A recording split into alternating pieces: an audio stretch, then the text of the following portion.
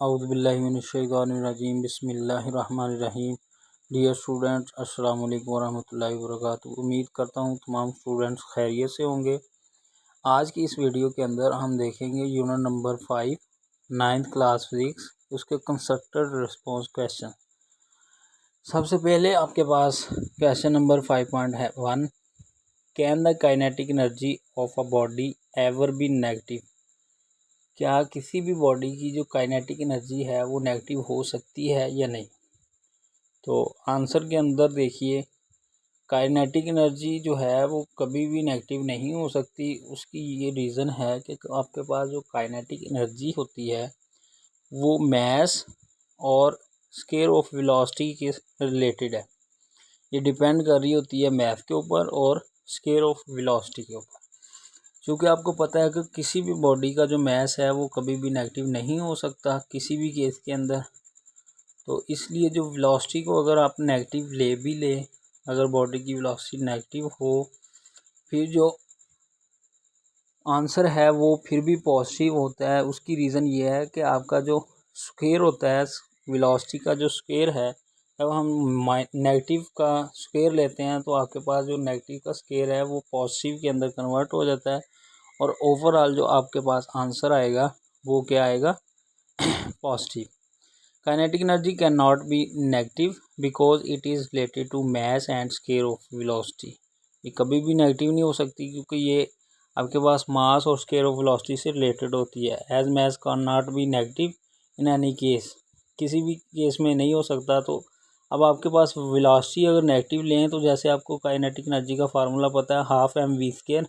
अगर v की जगह पे आप -v पुट करते हैं तो -v का जो स्केयर है वो उसको पॉजिटिव कर देगा, जिसकी वजह से काइनेटिक एनर्जी क्या होगी? आपकी पॉजिटिव हो।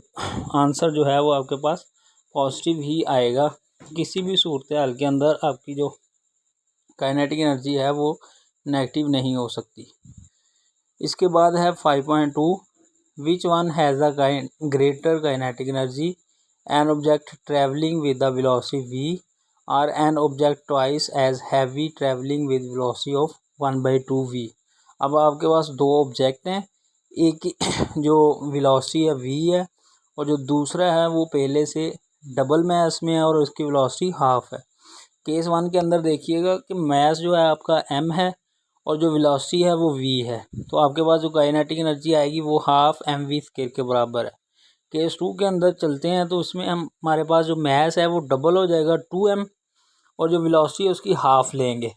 तो उसको हम फार्मूले के अंदर पुट करते हैं तो आपके पास जो काइनेटिक एनर्जी आती है वो आएगी 1/2। 2m की जगह पे हम उसमें क्या पुट करेंगे? 2m। तो आपके पास जो वेलोसिटी होगी वो उसका स्क्वायर 1/2 का स्क्वायर लेंगे तो आपके पास जो आएगा 1/2 2m 1/4 v स्क्वायर। जो वेलोसिटी का स्क्वायर है वो क्या कर देगा? उसको स्क्वायर हो जाएगा और 2 का स्क्वायर 4 होता है। अब 2 के साथ जो है हम 4 को कट करेंगे तो 2 1 are 2, 2 2 are 4। तो आपके पास जो फाइनल काइनेटिक एनर्जी है वो बच जाएगी 1/2 इंटू m 1/2 v स्क्वायर। तो नेक्स्ट हम क्या करेंगे? वहाँ से m को जो है वो अंदर मल्टीप्लाई करने के बाद आपके पास आ जाएगा 1/2 m v square. 1/2 m v square आपके पास जो है वो काइनेटिक एनर्जी होती है और इस तरह से ये वाली जो काइनेटिक एनर्जी है उस काइनेटिक एनर्जी का हाफ आएगी। 1/2 से डिवाइड हो रहा है, इट मीन्स इसकी काइनेटिक एनर्जी केस 1 के देखें तो वहाँ पे हाफ एम वी स्क्वायर है और केस 2 की जो काइनेटिक एनर्जी वो हाफ है। अब हम बात करते हैं 5.3 की, कि एक कार है एक कर्व पाथ के थ्रू जा रही है रोड के ऊपर और क्या उसकी काइनेटिक एनर्जी चेंज हो सकती है या नहीं? जैसा कि फिगर के अंदर आपको दिखाया जा रहा है, ये कर्व पाथ के ऊपर कार मूव कर रही है, तो क्या इसकी काइनेटिक एनर्जी जो है वो चेंज होगी या नहीं? तो answer is no, it's kinetic energy does not change. तो इसकी काइनेटिक एनर्जी चेंज नहीं होगी। उसकी रीज़न ये है कि जो काइनेटिक एनर्जी है वो आपकी स्पीड के ऊपर डिपेंड करती है, ना कि उसकी डायरेक्शन के ऊपर।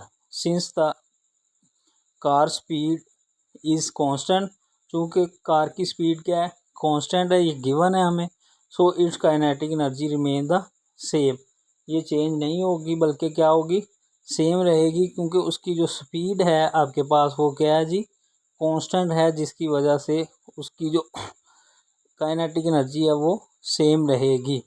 उसके बाद है 5.4 comment on the statement N object has 1 joule of potential energy. आपने इस बात के ऊपर कमेंट करना है, बताना है कि एक बॉडी के पास 1 जूल ऑफ पोटेंशियल एनर्जी है तो इसका मतलब क्या है। An object has 1 joule of potential energy that body has ability to do work of 1 joule. अगर आपके पास जो बॉडी की पोटेंशियल एनर्जी है वो 1 जूल है तो इसका मतलब यह है कि बॉडी 1 जूल तक वर्क कर सकती है। तो इसका मतलब ये है कि बॉडी के अंदर इतनी सलाहियत है कि वो 1 जूल वर्क कर सके। जैसा कि आपको पता है potential energy is equal to mgh, और जो आपके पास mg है वो आपके पास आपको पता है फोर्स की वजह से ग्रेविटी, और F is equal to W होता है। तो हमने W mg की जगह पे रिप्लेस किया हुआ है, वहाँ पे आ जाएगा W मल्टीप्लाई बाई H, और W को रिप्लेस किया F से, F multiply by H। H आपका एक डिस्टेंस है, हाइट है, तो F को जब हम ऐसे मल्टीप्लाई करते हैं तो आपके पास वर्क निकलता है, तो वर्क का यूनिट भी जूल होता है, इसलिए जो आपके पास पोटेंशियल एनर्जी है वो भी जूल है। तो इट मीन्स अगर बॉडी की पोटेंशियल एनर्जी जूल हो तो वो 1 जूल तक क्या कर सकते हैं, बॉडी एबिलिटी रखती है 1 जूल वर्क करने की। उसके बाद है 5.5 while during on a motorway tyre of a vehicle sometimes burst. बाज़ का जब आप मोटरवे के ऊपर सफ़र कर रहे होते हैं तो आपकी जो गाड़ी है उसका टायर क्या हो जाता है, फट जाता है। तो इसकी रीज़न क्या है, आइए देखते हैं। जैसा कि हमें पता है कि आपके पास जो टायर और रोड के दरमियान कौन सी फ्रिक्शन होती है, रोलिंग फ्रिक्शन। तो फ्रिक्शन की वजह से क्या होता है, हीट जो है बनती है, रगड़ की वजह से क्या पैदा होती है, हीट। तो इस तरह क्या होता है, जब हीट प्रोड्यूस होती है तो उसका टेम्परेचर जो है, ट्यूब के अंदर जो गैस हवा होती है उसके जो पार्टिकल्स हैं वो क्या करते हैं, उनकी जो काइनेटिक एनर्जी है वो इंक्रीज़ हो जाती है, जिसकी वजह से आपका टायर जो है वो फट जाता है। उम्मीद करता हूँ आपको आज का लेक्चर समझ आया होगा। इसके साथ मुझे दीजिए इजाज़त। अल्लाह हाफिज़।